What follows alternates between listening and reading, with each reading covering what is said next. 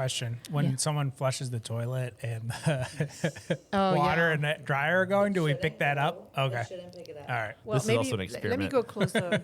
Douglas, I cannot with you right I'm now. kind of excited for an experiment.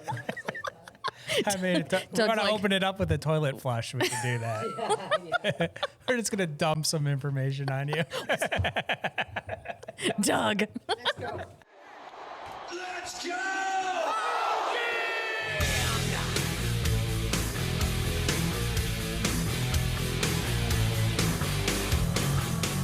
Welcome to CabCast, your trusted companion for exploring the cutting edge of agriculture, from the field to the lab and everywhere in between. Brought to you by Virginia Cooperative Extension and the Eastern Shore Agricultural Research and Extension Center, this podcast is rooted in science, innovation, and community. Whether you're a seasoned farmer, an aspiring agriculturalist, or simply curious about the forces shaping our food systems, CabCast is your go-to source for timely insights, expert advice, and practical knowledge, all conveniently delivered on the go. Join us as we dig into the latest trends, groundbreaking research, and real-world applications that are transforming agriculture on the Eastern Shore and beyond. Okay. Go Hokies. Let's go Hokies. Hey, y'all. Welcome to CabCast. This week we've got our usual suspects, as I like to call them. I'm Teresa Pittman, Accomack County Extension Agent. Helen Dowdy, Northampton County Extension Agent. Kemper Sutton, entomologist at the experiment station. Vijay Singh, Associate Professor and Extension Weed Specialist. Doug Higgins, plant pathologist at the experimental station. Mark Ryder, Soils and Nutrient Management Extension Specialist. Very good. And before we start, congratulations to VJ for obtaining tenure. Big congratulations. Absolutely. Big congratulations. Good job, VJ. Thank you. Thank you very much. I appreciate it. Very good. So last week we put out our second CabCast. I'm not going to keep counting these. At some point I will mess up. Right.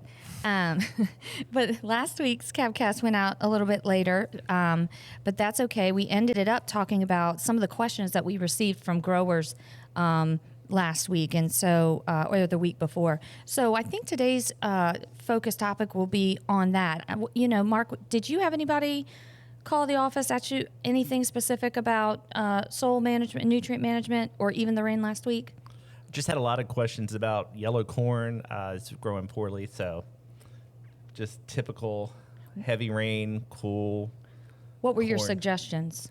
Well, I still say that the best thing to do is hope for warm weather, Yeah. good growing conditions, and also make sure that if you get a big event, say 3 inches or more within 24 hours after you apply your side dress on corn, your nitrogen management, you might want to put out another split or at least investigate with tissue test or a nitrate test to see what's out there. Very good. You know, interestingly enough, compared to last year where we just had a lot more precipitation, but I haven't seen any or heard of any issues with slugs.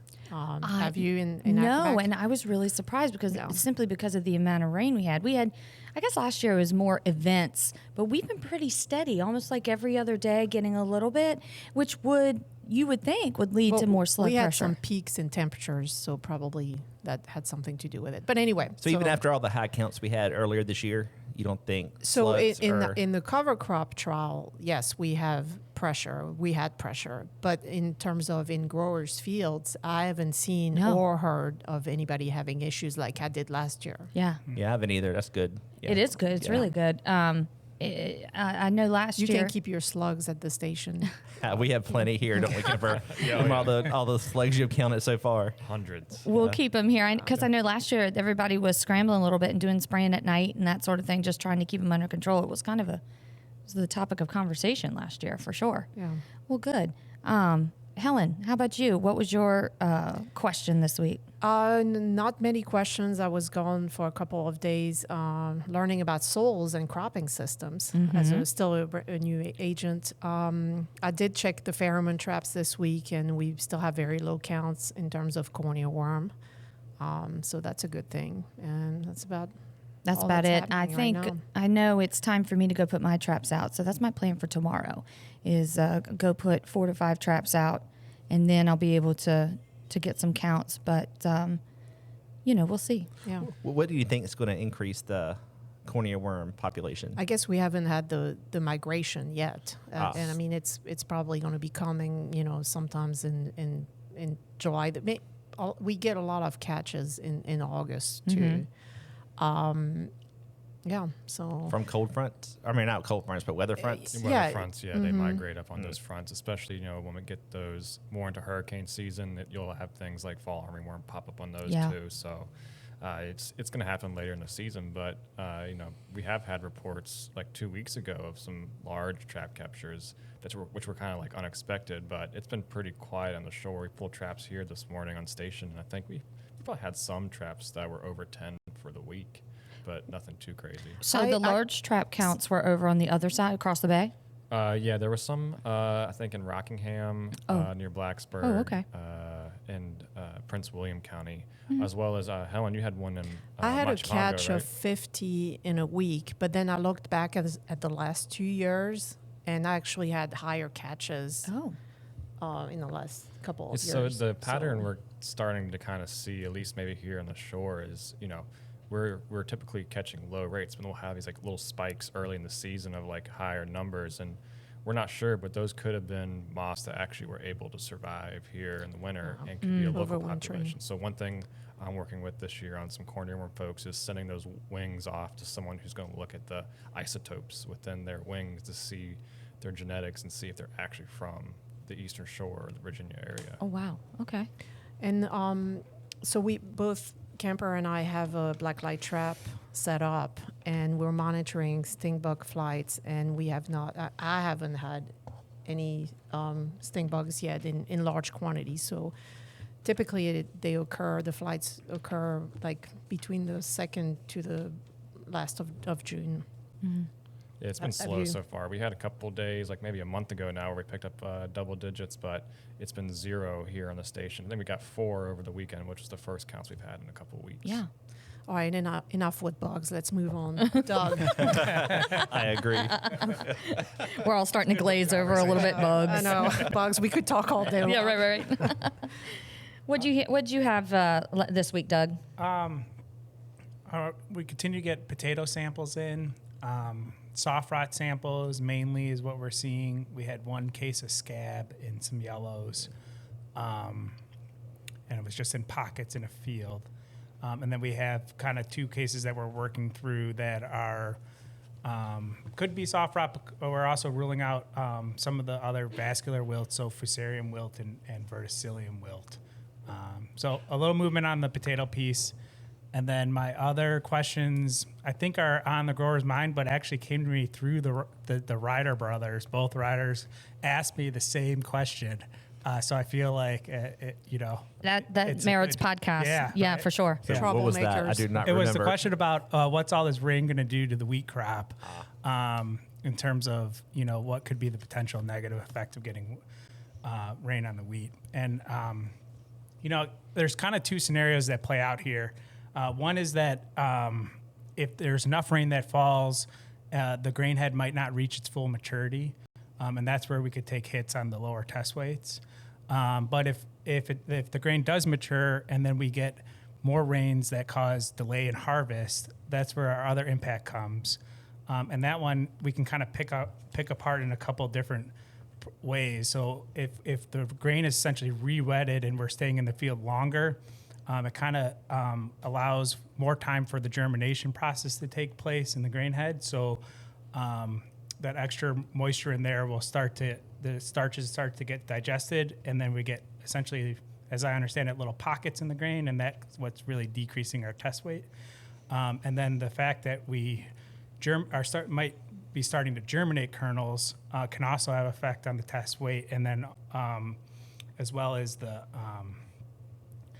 falling numbers as well, which measure that enzyme level of that digestion of those starches. So really, I guess the lower test weights is the risk, kind of depending on what happens with the rain. So if it falls early and we don't mature, that's one thing. If we re-wet and delay harvest, then we have longer time and we're going to see decreased test weights. The other piece that's potentially in play here is with the main disease that we manage in wheat, which is Fusarium head blight. So Fusarium, even though we target early flowering with Fusarium, the pathogen can infect pretty much the entire time from flowering onwards. So we still have a chance for this plant pathogen to colonize the head and to accumulate. The longer it sits in the field, the longer it could accumulate its mycotoxins, which we call vomitoxin. And then you might notice some more. The last piece I'll share is that you might notice some more of what are called saprophytic fungi. So if you look at the heads and you'll see that dark color, the black heads, those are saprophytes. They're not really affecting the grain kernel itself.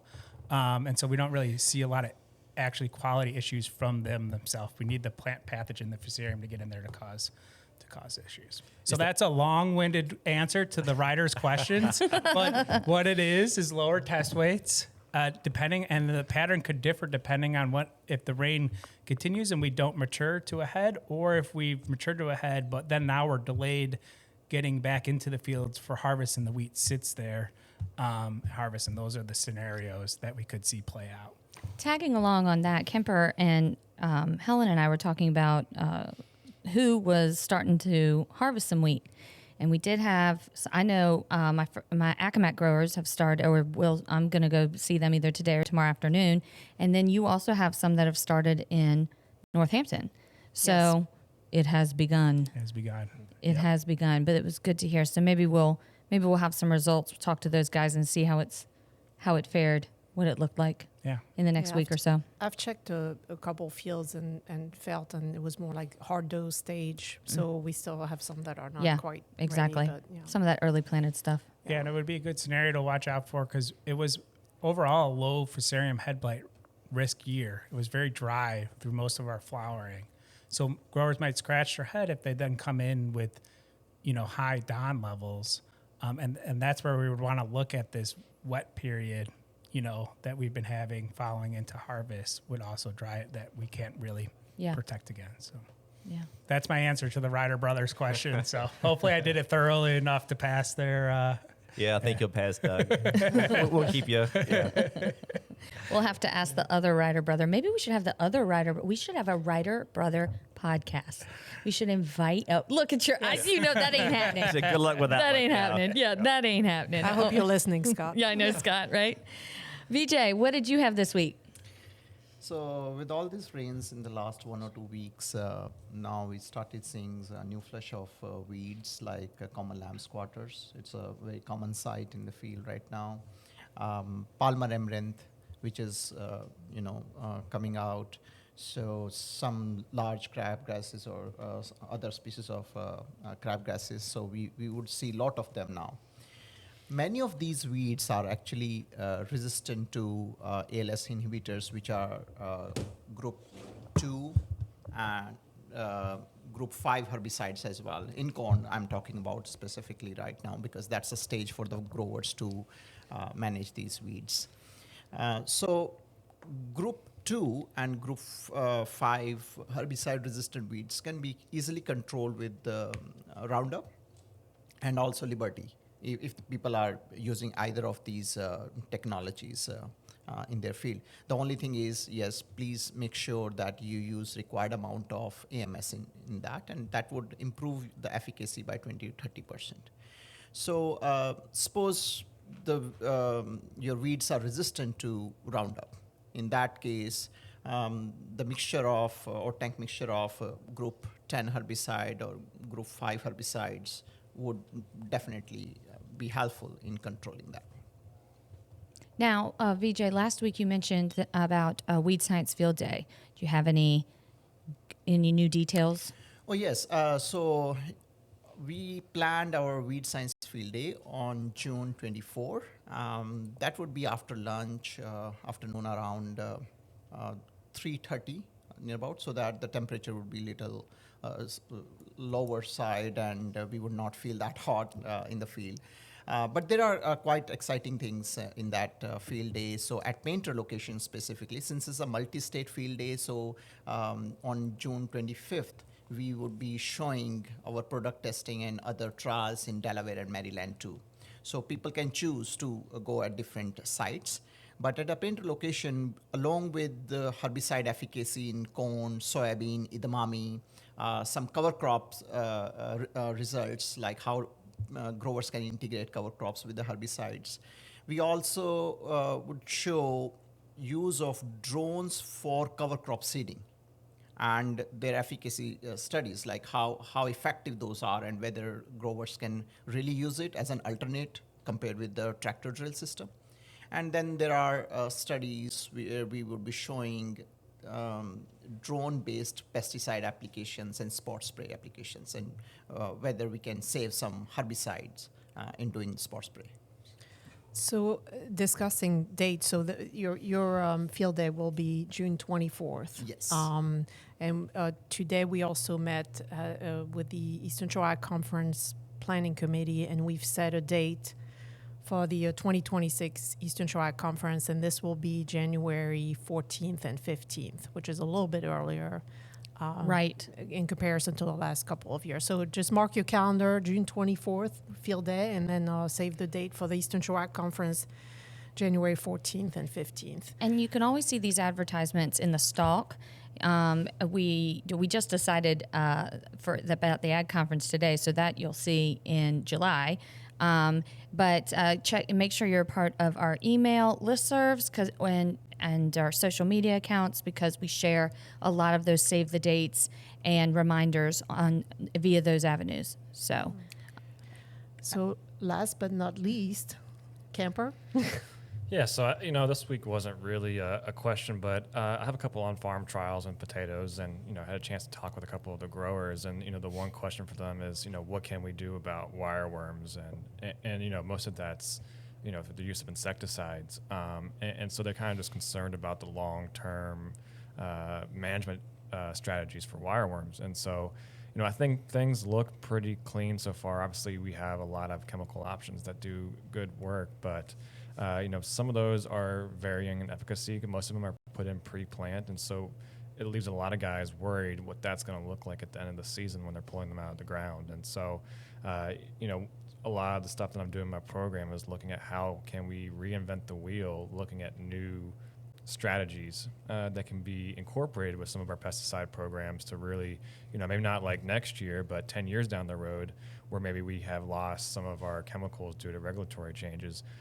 And so, one thing, that's really beneficial to me is, and that I'm thankful for, is the growers that I'm working with this year and the future to give us the opportunities to do research on those farms that have wireworm issues, because that really provides the groundwork for the research that needs to be done on them, as well as the Virginia Potato Board. So I guess, again, it's not really a question, but this concern from the growers in terms of how can we deal with wireworms in the future? And of course, here on the station, we're going to continue to do a lot of the pesticide efficacy, and we do have a couple new chemicals, one that just came on the market, Nerisma, and then Syngenta's new insecticide, Plinazolin, coming out this year that hopefully will be registered for use in potatoes for next field season. So, we were just talking about the Ag Conference. That information will be at that meeting, so definitely come and check it out, and I'll have a full, post-season report for you guys.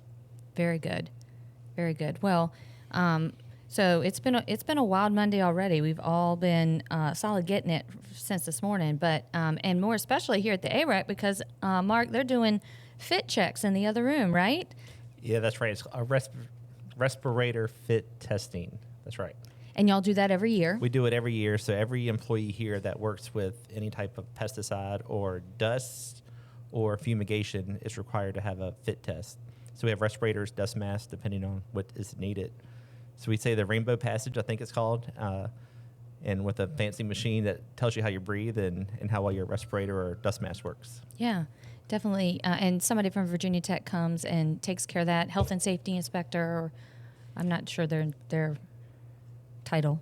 Yeah, I think that's right. I think that's what he's called. He's been coming here for a while. Yeah. And he takes a look at everything. Takes a look at our chemical storage, our fume hoods, things I might hit my head on, things like that. Right, exactly.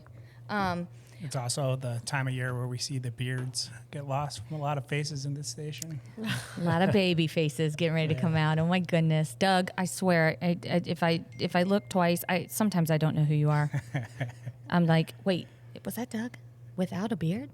What else? Anything else this week? Just wrapping up. I know that I had a bunch of questions about interpreting water quality test results for our food safety plans. So I had a lot of vegetable growers. They made sure to get their water tests for their food safety and GAP plans, and then they called and they were like, all right, so what does this mean? Because there's two types of agricultural water, and are you irrigating or are you washing, and is it potable, and is there E. coli or coliform bacteria present? So I've been doing a lot of consulting on that this week. Of course, I like to do that, so that's fun. But all coming back to that food safety plan on vegetables and good agricultural practices and how best to keep our food safe, in the system that we have. This upcoming week, I'm going to put traps out. Right, Helen? Yep. Helen's going to help me because she's the bug lady. But otherwise, anything happening here at the station or within your departments? Silence. I don't know where to begin, I guess. Oh, okay, good. There's Great. a lot of stuff That's happening. great. I would say actually, Some new students are postdocs. yeah, I was going to say, I was going to shout out to our 2 new postdocs that came Great. from the plant pathology lab. So Harleen and Ernesto came.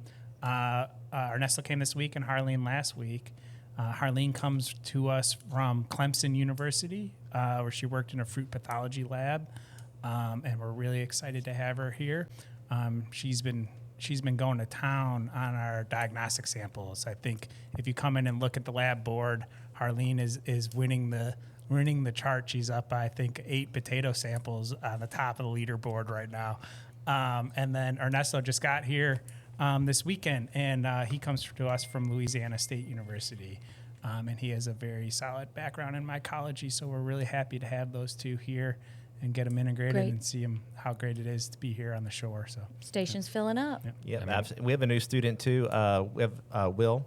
He's going to work on our cover crop project and taking a look at different tillages, comparing them to cover crops and nutrient cycling. So he'll be here next week. Very good. Very good. And entomology got a new master's student, the first one in a long time. First one for my program. Dylan came, I think, last week, and he's from George Mason University. Good. He's a little green, but getting into the agricultural world, and I think That's all right. I think he's outside right now chopping weeds in the potato field. But Have a good way to get him started, right? yeah, they were making him carry the bags of seed around and stuff. And That was him. I yeah. saw him toting that bag. I was we like, what is he doing? We were wondering what he was doing. Yeah, right. We were like, what? VJ, you got anything? Yeah, we are hiring 2 students. Most probably they would start by fall. So we would introduce them later once they would join. Great. Well, we like to see a full station. Our job is education, whether it's students, whether it's the public, that's what we do. We like to teach and talk about agriculture. So thanks for joining us today. And please tune in next week. Thanks for tuning in to CabCast, your front row seat to the future of farming. Brought to you by Virginia Cooperative Extension and the Eastern Shore Agricultural Research and Extension Center. We're here to keep you informed, inspired, and connected to the land and the science that drives it. Don't forget to subscribe on your favorite podcast platform and follow us on social media for updates, behind-the-scenes content, and more.